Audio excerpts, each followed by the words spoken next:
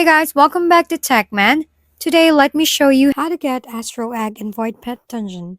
So I'm inside Voidpet Dungeon, and if you've been playing for a bit, you've probably heard people talk about the Astral Egg. Basically, the fancy, high-tier egg everyone wants because it has much better chances of hatching powerful pets.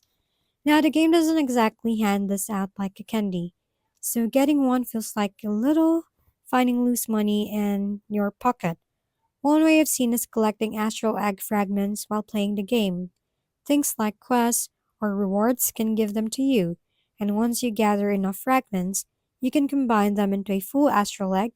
When I finally got mine, I immediately went to the egg menu and hatched it, because obviously, patience is not my strongest trait.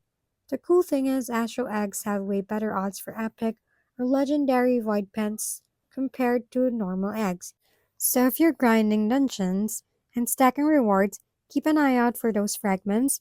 They're basically the VIP tickets of the egg world. If we've been helpful, kindly give us a thumbs up and don't forget to hit the subscribe and bell button for more contents. For any questions and suggestions, comment down below.